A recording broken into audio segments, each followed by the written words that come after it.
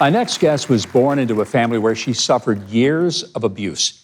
She then bounced around the foster care system until she aged out of that system at 18 and lived in her car. That is, until she entered the Miss California pageant and won.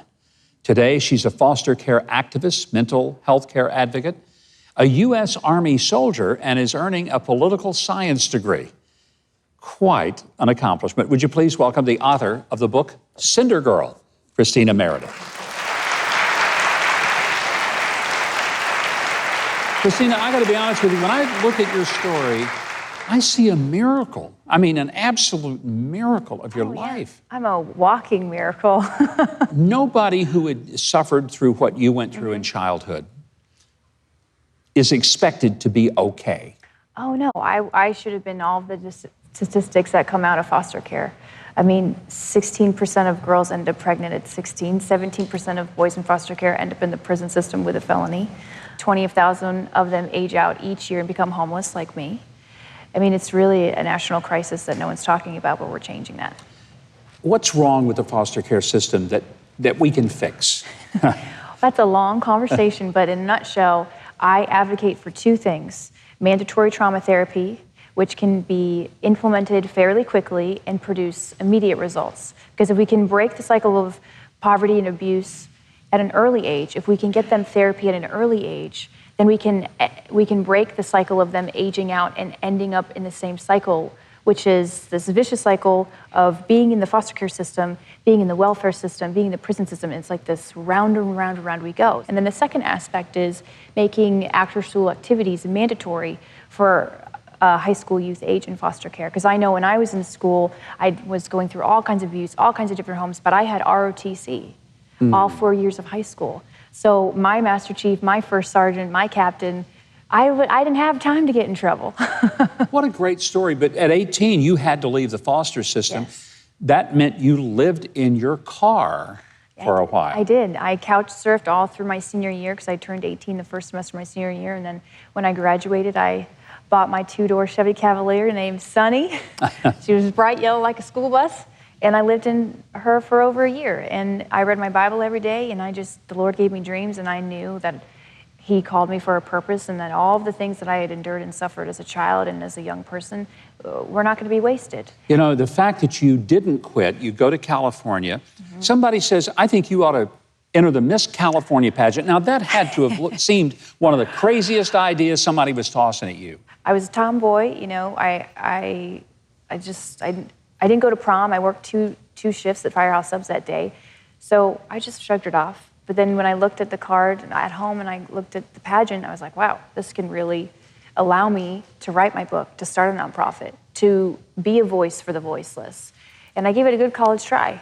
When you stood on that stage and they put the crown on you, I got to know, was there something just going crazy in your head and soul and saying, hey, Lord, we did it? Well, you know, the Lord is so kind and He's so gracious. And for me, I grew up without a name. My mother refused to call me by my name. She gave me other horrible names we can't say, right? And then she made my siblings call me those names too. And for years and years and years, I didn't have a name. My name wasn't Christina. And so the glory in the redemption that came from winning Miss California was they said my name in front of everybody. And that's what I wept about. Was my name was now spoken, and it was real, and I was a real person. And then that gave a platform to say, okay, I've got an opportunity to go out, and now you can write your book and start the foundation. Yep. Now I can change the world because my suffering gave me credibility. Currency is experience, right? Yeah. And so I can take all of the things that I endured, and I wrote them in my book, and I can continue to tell people that, hey, there's hope. There's hope even in the darkest of places. And that's the goal for me. I think your story is so inspirational because there are teenagers all over America who think their life is tough and maybe they got a mean mother. They have no idea what you went through. And I think when they see your story and read it and hear it, it sort of says to them, shake it off, wake up, come on. Yeah. Death's self-pity. It's not about you. It's about what the Lord's going to do through you. How did you keep from having that self-pity, Christina? Because, I mean, I don't even begin to comprehend how many times people were pounding you into the pavement, trying to destroy your self-esteem, destroy your worth.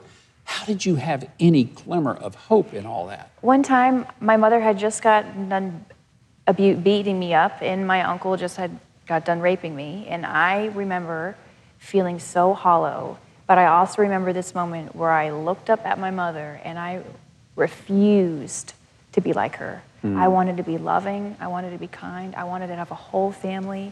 I wanted to do good to others. And I think at 10 years old, when that shifted in me, it just put me on this path where I would endure and I would overcome no matter the cost. I mean, I dreamt when I was homeless at 18 and 19 that I was going to write a book. 12 years later, I'm on a national book tour. You can't quit. Yeah. You have to fight for what God's called you to do. What you have experienced and how you have dealt with it is one of the most powerful stories of God's grace and just your courage. And I want to say thank you so much for writing your book and telling your story, but for sharing your life with us. What a delight to have you here, Christina. Thank you. Absolutely amazing. Christina Meredith. Christina's book is available everywhere, as it should be. I hope you'll read her inspiring story. And if you'd like to learn more about Christina, her foster care advocacy, and the foundation to help young men and women receive better in the foster care system, here's how you do it. Go to ChristinaMeredith.org, ChristinaMeredith.org. Or you can also visit her at Facebook at Christina Meredith USA.